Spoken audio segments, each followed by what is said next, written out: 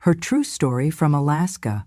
My son slapped me and said, "This isn't your home anymore. Get out." After my husband's funeral, so I did, and took the mortgage with me. By morning, the locks worked, but the bank didn't. "This isn't your home anymore. Get out." The words hit harder than the slap that followed. My son's hand cracked across my face with a force I never imagined he was capable of. Not physically, and certainly not emotionally, not toward me. But there it was, in the living room, not 5 feet from the casket where his father still lay, surrounded by wilting lilies and the low murmur of mourning relatives. My face burned, not just from the impact, but from the betrayal. I said it clearly, didn't I? "Get out," he seethed, his voice no longer recognizable. It was cold, calculated. Behind him stood his wife, arms crossed, chin tilted up, a slight smirk playing on her lips. She had always thought the house was hers. She had always treated me like a temporary guest in my own home. I had given birth to this boy. I had held his hand when he cried over broken toys, over scraped knees, over his first heartbreak. I had fought with the school principal when he was wrongly blamed for something in 5th grade. I had worked double shifts to pay for his tuition when his father's job was cut. I had done all of it without expecting a single thank you. Now he was throwing me out. I didn't cry. I couldn't. The shock had built a wall inside me so thick that no tear could escape. I looked him straight in the eyes. He couldn't hold the stare for long, but I could, because I wasn't just a grieving widow or a disrespected mother in that moment. I was something steadier, something older, something he had underestimated. I turned. I didn't say a word. My suitcase was still in the corner of the hallway, barely unpacked from the hospital visit a week ago, my husband's final stay. I pulled it toward the door, my steps quiet on the hardwood floor we'd laid down together 37 years ago. I didn't take everything. Not my photo albums, not the ceramic angel from my mother, not even my favorite quilt, but I did take something they'd regret losing. I took the mortgage. The cold air slapped me again as I stepped outside, but it was kinder than my own son's hand. The sky was gray, and snow had just begun to fall in soft, drifting flakes. It clung to the folds of my black coat, but I didn't brush it away. It made me feel real, alive. I walked down the driveway, past the car my husband and I had paid off together, past the roses we planted on our 20th anniversary, past the wind chimes that used to sing when Andrew came home from school. No one followed me, no one stopped me, not even him. At the corner, I pulled out my phone and called for a taxi. While I waited, I sat on the bench outside the gas station. The teenage clerk inside peered through the window and came out. "Ma'am, are you okay?" he asked. I had baked him cookies one Christmas, years ago. "I'm fine," I lied. "Just waiting for a ride. Do you want to wait inside where it's warm?" I nodded. He didn't ask more. He didn't stare at the bruising that was already blooming across my cheek. The motel room smelled of bleach and sadness, but the heater worked and the bed was clean. The receptionist didn't ask questions. She offered me a cup of tea and a blanket. I declined both. I stared at the ceiling for hours. I could still feel the sting, not from the slap, but from his words.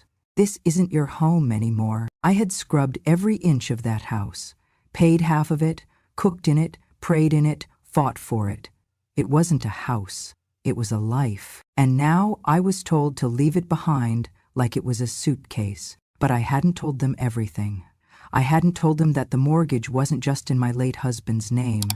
I hadn't told them that I was still the co-signier, the co-owner, the one whose name sat right there on the deed and the loan, because my husband had known. He had known what could happen. And in one of our last conversations, he had said something I thought I'd never need to remember. "If I go first," he said, his voice shaky, "don't tell Andrew about the documents. Not unless he hurts you." I had placed those documents in a safe deposit box at the bank, along with something else. A letter he wrote, a backup will, and a clause that would change everything. The next morning, I made my call, not to Andrew, to the bank. I requested that the automatic mortgage payments be stopped. I gave them my name, my ID, the account number. They verified it. "You're listed as a co-owner and co-borrower, ma'am. You can do that," the banker said. I said thank you. Then I hung up. By noon, my son would find the locks changed, the door rekeyed. But by the end of the week, he'd get the real shock when the bank called. And I would be far away by then, not hiding, just quiet. I had spent my whole life being quiet. Now it was my silence that would speak the loudest. That house didn't fall from the sky. It wasn't some gift. It was built, brick by brick, check by check, sacrifice by sacrifice. In 1987, when the snow fell heavier than usual and heating bills nearly ruined us, my husband and I signed the first mortgage papers. I still remember the ink smudging slightly from my nervous hands. I had insisted on being a co-owner, not because I didn't trust him, but because his credit at the time was a mess. He had just closed a failed auto repair business, and the banks had turned him away more than once. But I had steady work. For over a decade, I'd been a medical clerk at the local clinic. Reliable income, clean credit. My name opened the door. My name got us the loan, and so my name went on the deed. We didn't talk about it much after that. He was proud but quiet about the arrangement. Still, when we planted our first hydrangeas in the front yard, he whispered, "We built this together, you and me." And we did. Every month we paid on time. Sometimes we skipped dinners out or Christmas presents. Sometimes we patched holes in the roof, ourselves, with duct tape and determination. But we never missed a payment. The bank sent statements in both our names. The mailbox always knew we were equals. But when my husband fell ill in 2012, everything changed. Suddenly, the strong man who once lifted me over puddles now struggled to lift a coffee mug. Medical bills mounted. Insurance barely scratched the surface. He couldn't work anymore, and Social Security was slow and stingy, so I took on more hours at the clinic, switched to night shifts, learned how to stretch a week's groceries from 2 bags. I even cleaned houses on weekends, wearing gloves to hide my cracked knuckles. But I never complained, not to him, and never to Andrew, because Andrew had just started his own family. He was trying to build something too. I didn't want to burden him. I told him we were doing just fine, even when I counted pennies to fill the gas tank. When he asked why I looked tired all the time, I smiled and blamed it on age. He never asked more, and maybe that was my mistake. Maybe if I had let him see truly somewhat I was doing, he might have respected me more. Or maybe not. Maybe it wouldn't have changed anything at all. But I chose silence. I chose to protect him from the weight of what I carried. And now, years later, he threw me out of the very house my name had helped build. It wasn't just insulting. It was erasure. They thought it was theirs. They walked through its halls like kings and queens of something they didn't earn.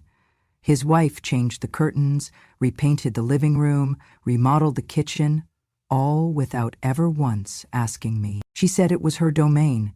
I let her believe that. I didn't want to fight. I just wanted peace in my final years. I thought if I gave them space, they would give me respect. Instead, they gave me orders. I remember one evening, just a few months ago, I was dusting the bookshelf when she said, "You really should ask before touching things. We're trying to keep the aesthetic consistent." It was my bookshelf, my books. Even the shelf had been built by my husband's hands. I went back to my room, shut the door, and cried quietly for the first time in a long time. Not because of her words, but because I saw what was coming. She was rewriting the narrative. And Andrew let her. He started calling it their house in conversations, stopped asking for my opinion, treated me like an extended guest, tolerated but not welcomed. I watched it all, silently. I didn't push back.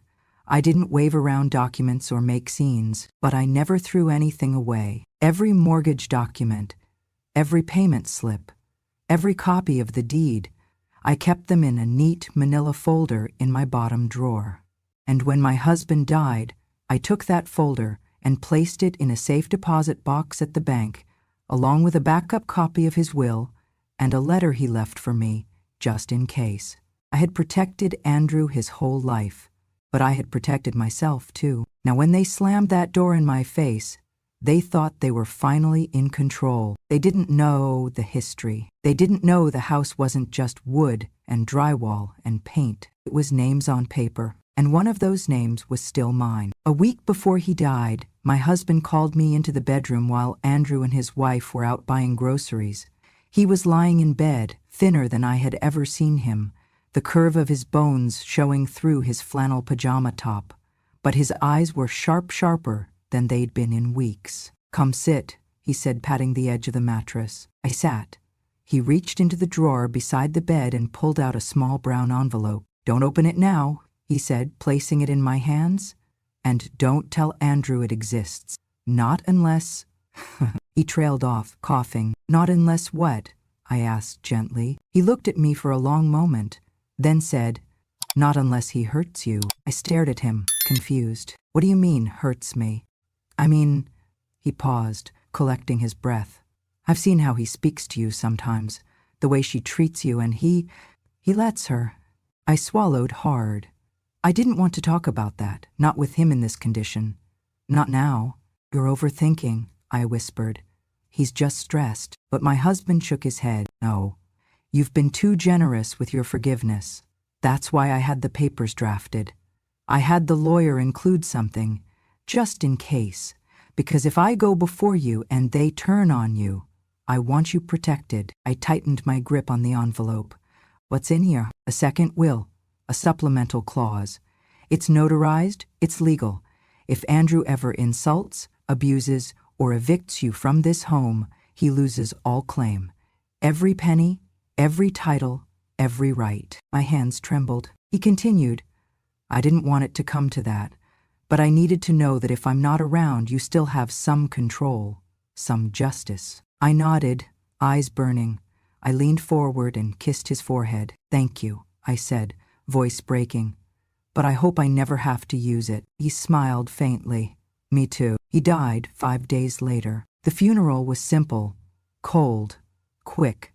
His friends came, some old colleagues. Andrew barely said 2 words during the service. His wife made herself the center of attention, sobbing loudest, even though she'd only known him 10 years. I kept my silence. I clutched the folded flag and the last photograph we had taken together. And I held the unopened letter in my coat pocket. I went to the bank the next morning. The woman at the front desk recognized me. Her name tag read Melinda. "Safe deposit box?" she asked kindly. I nodded. "Box 221, under Eileen Carter." She verified my ID, handed me the key, and led me to the private room. I opened the box and placed the letter inside, along with the supplemental will, a USB stick with scanned mortgage documents, and a copy of our original title. I labeled it, "In case of emergency." Then I locked it all away. I didn't want to think about it again. I didn't want to imagine a version of the world where my son would make me need it. But now that version had arrived. 3 days after the slap, I returned to the bank. Melinda wasn't there. A new clerk helped me, a young man who looked barely 20 but spoke with care. "In need of access?" he asked. "Yes," I said. "Box 221. He led me back to the same private room. When I opened the box, I hesitated. My hands didn't shake this time. I took out the letter first. The paper had yellowed slightly around the edges, but my husband's handwriting was still clear, steady, familiar. "To my dearest Eileen," it began. I read it again, even though I had it memorized. "If you're reading this, then I'm gone. And if you're reading this because Andrew did what I hope he never would, then I am sorry. But you must know this. You are not powerless. You are not invisible. This house was yours as much as mine. Your hands built it. Your sacrifices paid for it. And no one, especially not our son, pays to erase that." A lump rose in my throat. "There is a clause in the supplemental will. You know it. Use it if you must. Don't let guilt keep you silent. You've spent a lifetime being the glue for this family. Let this be the moment you stop holding it together for everyone else." He had signed it, dated it October 14, 2020, just weeks before his last hospitalization. Below the letter, the supplemental will confirmed everything.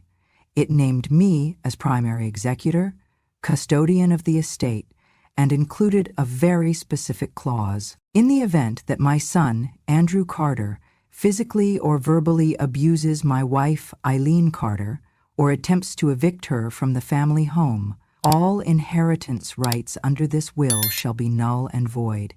The estate shall then transfer to a designated trust under Eileen's sole control. It was signed by 2 witnesses and notarized. Legal, ironclad. I sat there in the quiet of the bank's vault room for a long time, breathing deeply. I hadn't wanted this power, but they had forced my hand. They had forgotten something crucial.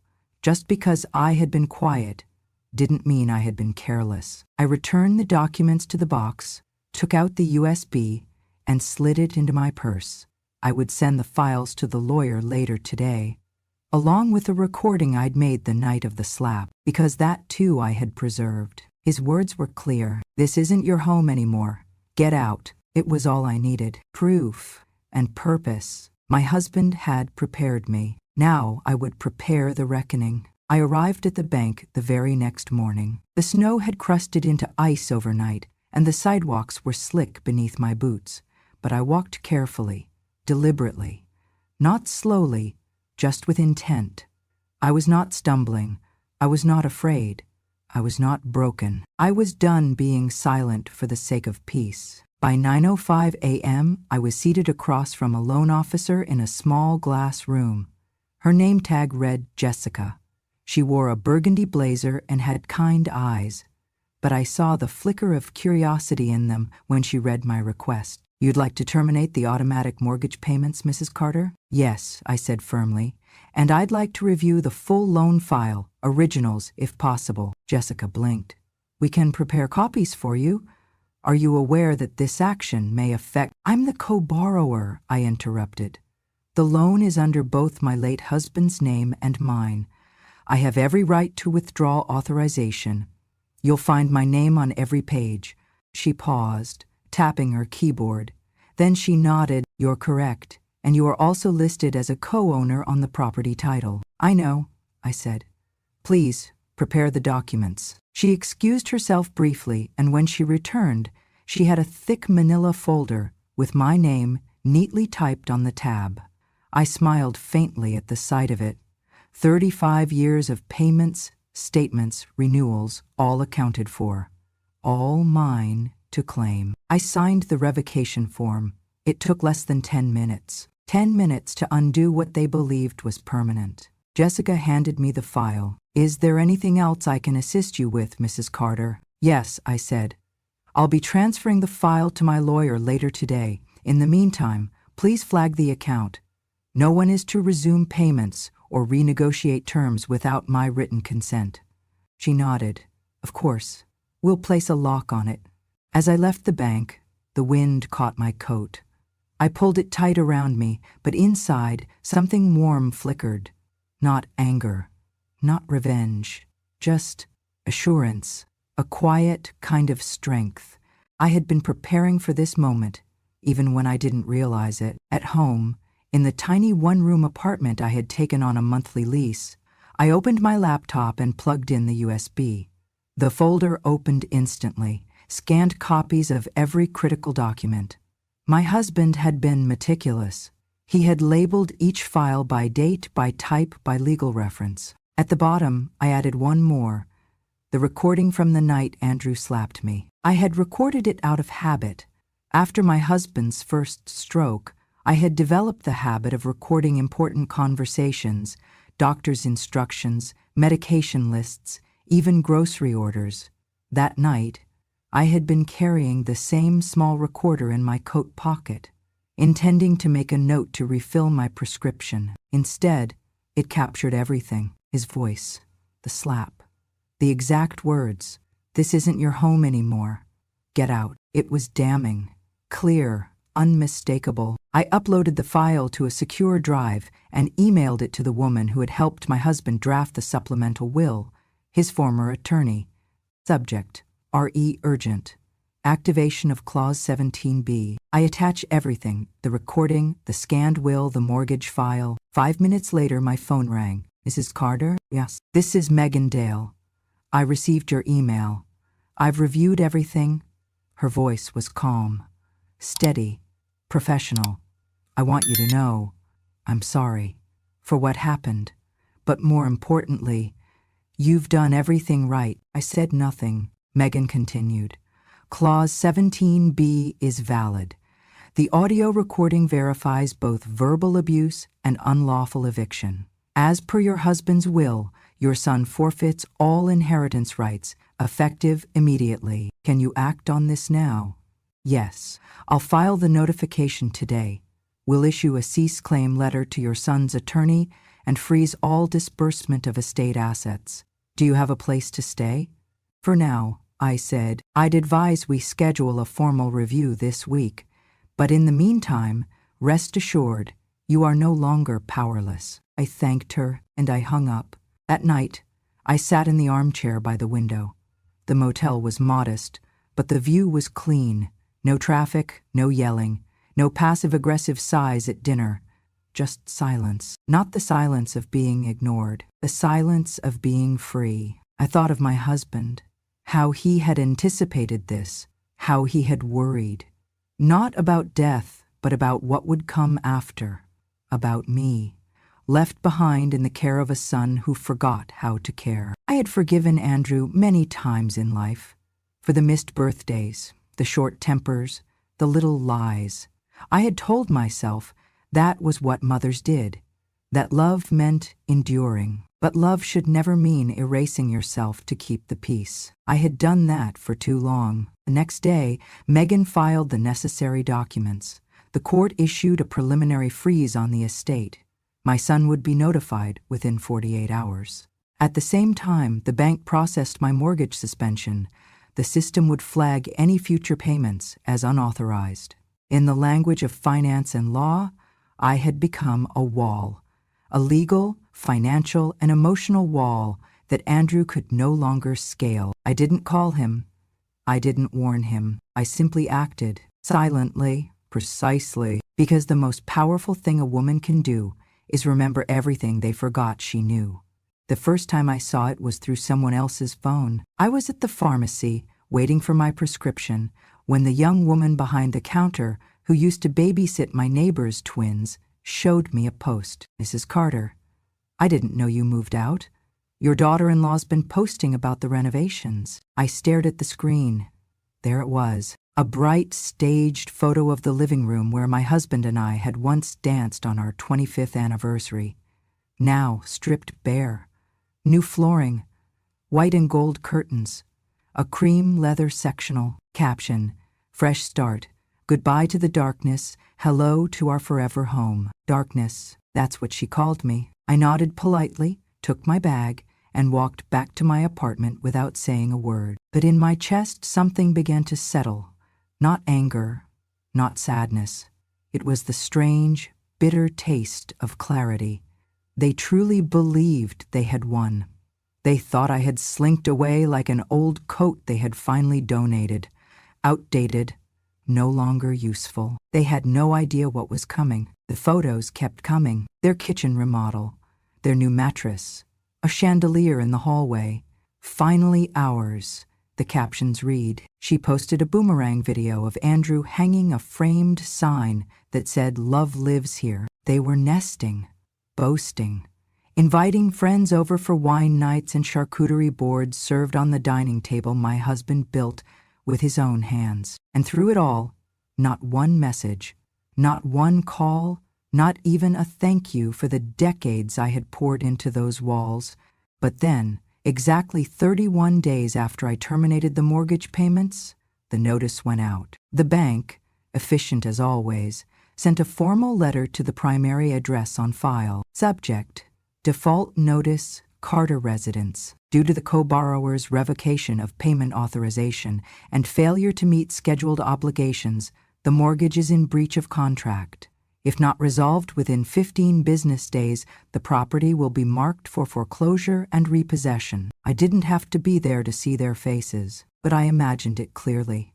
The silence as the envelope was opened, the disbelief turning to confusion, the frantic scan for a mistake, the quick turn to anger, then the dawning horror. Because they didn't know, they had never read the fine print. They'd assumed I was just an old woman with no teeth left to bite. But I was the teeth. I was the signature. I was the name beside their dream. And now I was the reason it was unraveling. Andrew called that evening. His name appeared on my phone for the first time in over a month. For a moment, I considered letting it ring, but I wanted to hear it. Just once, I answered. His voice was hoarse, not angry, yet just confused. Small. Mom, I said nothing. I don't understand. We got this letter about the house. Something about a foreclosure?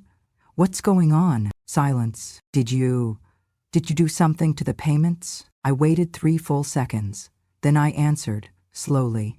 Yeah. Another pause. Why? His voice cracked. Why would you do that? We're going to lose the house.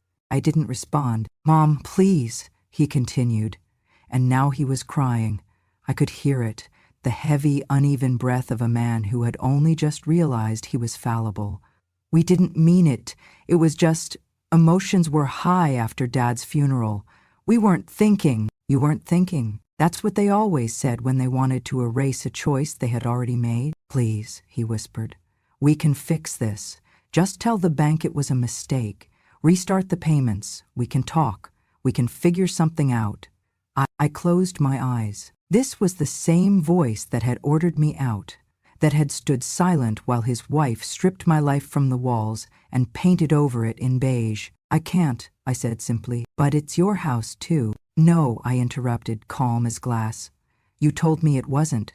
Remember? Silence. I didn't wait for a reply. I pressed the red button and ended the call. Then I blocked his number. I sat by the window that night, listening to the hum of traffic outside. I drank a cup of chamomile tea and pulled the blanket over my lap. There was no satisfaction in hurting him, but there was peace in protecting myself. They had thought they'd won, but they never even knew the rules. I arrived late on purpose. The family meeting was already underway in the living room of my sister-in-law's house-neutral ground, as they called it.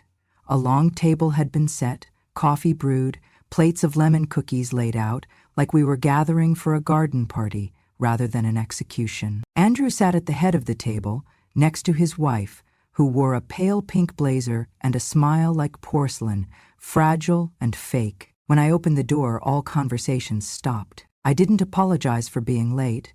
I didn't greet anyone. I walked in with my tote bag over one shoulder, coat still on, boots wet with melting snow.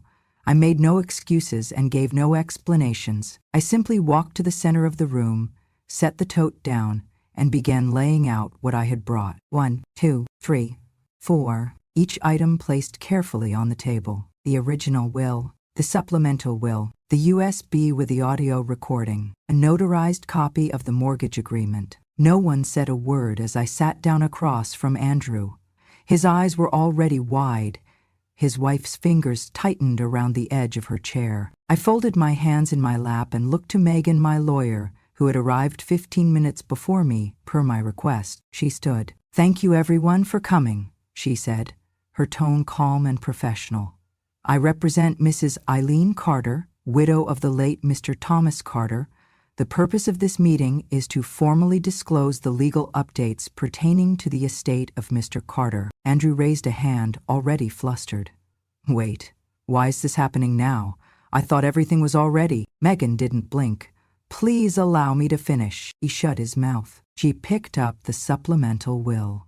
This document, signed and notarized in 2020, includes a clause, Clause 17B, that specifically states, should the heir, Andrew Carter, engage in any verbal abuse, physical harm, or forceful eviction of Mrs. Eileen Carter, All inheritance rights shall be immediately revoked. Gasps rippled through the room. A cousin whispered, "Eviction?" Megan nodded.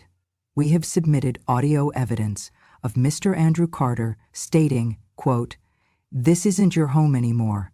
Get out.' This occurred within hours of Mr. Carter's funeral." Andrew stood suddenly, knocking his chair back. That was taken out of context. Megan calmly reached into the bag and pulled out a small speaker. She pressed play.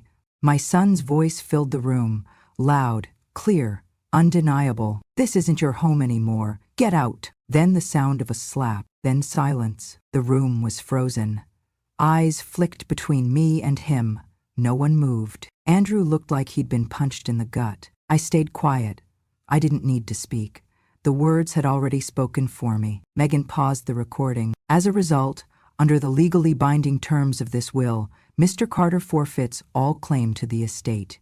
Full ownership of assets, including the family home, is transferred to Mrs. Eileen Carter. She turned to me. "You may choose to enforce this or seek negotiation. The law is entirely in your favor." I looked around the table. The aunts and uncles who had stayed silent when I was pushed out, the cousins who hadn't called, the same family who had always seen me as a background character in my own story. Now they saw me. Now they listened. Andrew sat back down, trembling. "Mom, please," he whispered. "I didn't mean it. I was grieving. I was upset. You know me. You know I wouldn't." "You did," I interrupted. My voice was soft, measured, unshakable. "You did it in front of your wife, in front of your father's body. And you didn't stop there. You changed the locks. You posted pictures of my kitchen, calling it your forever home. You knew what you were doing." His wife opened her mouth to speak, but Megan raised a hand. "This is not a debate. The documents are in order. The law is clear." Andrew buried his face in his hands. "I'm going to lose everything." I leaned forward just slightly. "You already did." He looked up at me, his eyes red and wet. "I'm your son." "I was your mother," I replied. "And you treated me like a tenant." More silence. I stood, picked up my documents, slid them back into the tote. No one tried to stop me. I walked to the door. My boots clicked softly against the tile. I turned back only once. "I didn't come here for revenge," I said. "I came here with the truth. What you do with it next is up to you." Then I left. I didn't need to slam the door. The silence was enough. It was raining when they came. I heard the knock before I saw them. 3 soft taps, almost timid, followed by silence. Then another, hesitant, as if they weren't sure if they should knock again or just leave. I opened the door slowly. Andrew was standing in the hallway of my apartment building, soaked through, rain dripping from his collar. His wife stood a step behind him, her eyes red-rimmed but dry. He looked older than I remembered, older than a month should have made him. He wasn't wearing a coat. "Mom," he started, voice cracking. I didn't say a word.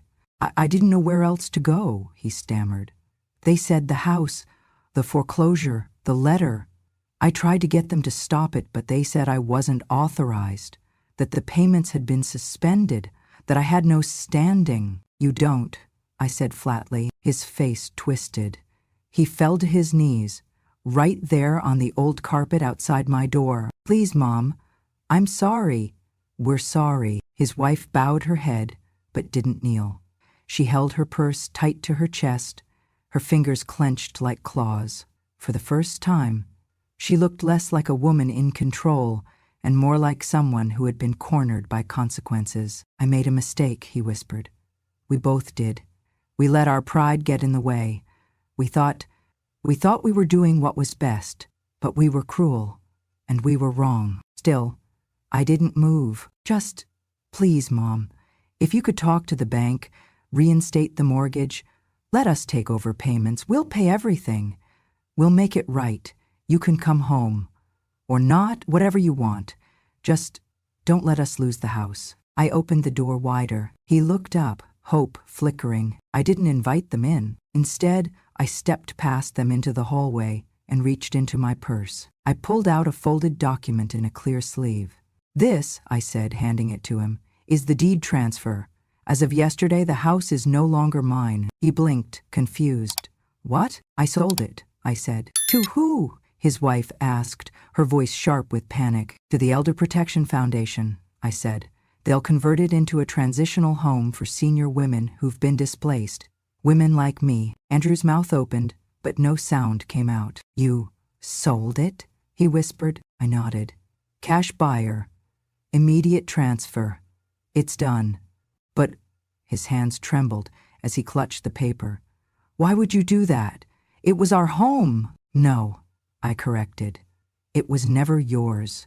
It was built by me and your father, paid for by my sweat, my second jobs, my silence. You lived in it. You used it. But it wasn't yours. His wife finally spoke. That was a mistake, okay? We got carried away.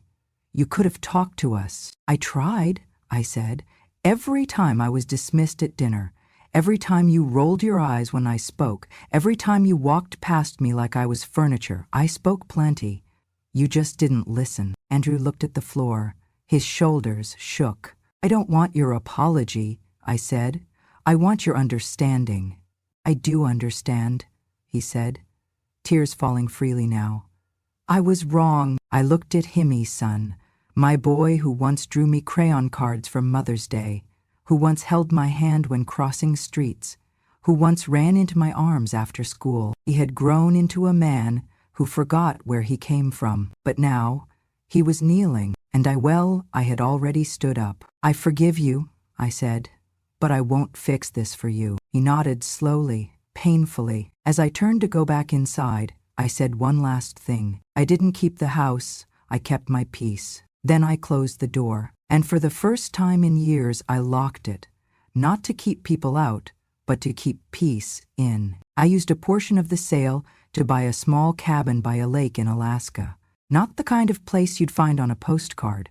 No fancy renovations, no hot tub, no Instagrammable corners, just 4 sturdy walls, a wood stove, and a view that made the silence feel like music. The first morning I woke there, I stood barefoot on the porch with a mug of coffee warming my hands and watched the mist rise off the water. It was so quiet I could hear my own breath. No locks, no voices behind closed doors, no one demanding I justify my existence. Just me and the trees, and a sky so wide it made the past look small. For the first time in decades, I slept through the night. No dreams of slammed doors, no voices shouting over memories, just sleep, just peace. I unpacked slow, one box at a time. I didn't bring much with me, just what mattered. A photo of my husband smiling in the garden, a crocheted blanket I made during his chemo days, the file folder, now thick with copies of my life, and a small, black digital recorder. It had captured the moment they tried to erase me. Now, it would help me reclaim the rest. I set up my laptop on a desk by the window, plugged in the recorder, and hit play. His voice echoed into the empty room again, but I didn't flinch this time. I had heard worse. I opened a blank document and began to write. I wrote about the hydrangeas we planted in '89, about the time the roof caved in from snow and we fixed it together with borrowed ladders and prayer, about the day Andrew was born and the first time he called me Mom. I didn't write to blame. I wrote to remember, to give myself back the years I had spent folding myself into corners for the sake of peace. That evening, I sent my first audio file to Grandma, True Stories. A true story, my story, not polished, not theatrical, just a voice that had waited too long. In the recording, I said, "These days, getting older made me invisible, but age is just silence collecting power. And silence doesn't mean surrender, it means preparation. I didn't lose a home, I reclaimed a world. So if you're listening, if you've ever been pushed out of the very life you helped build, know this, you are not alone, and you are not done." I didn't expect anyone to listen, but they did. Comments came in. Other women, other grandmothers, other silent rooms. I thought I was the only one, I've never heard anyone say what I've felt for years. Thank you for speaking what I couldn't. And slowly the silence became something else. A choir, a community, a quiet army of women who had nothing left to prove, but everything left to say. I still live in that cabin. I still wake with the light, drink my coffee slow, and let the peace linger. Sometimes I think of Andrew, of the house, of what could have been. But then I remember, what I lost was made of walls. What I gained was made of truth. And truth doesn't rot. It waits. And when it finally speaks, it doesn't shout. It just doesn't stop. If you've ever been hurt by the people who were supposed to protect you, remember, silence is not weakness. Subscribe to Grandma True Stories, where the forgotten find their voice again.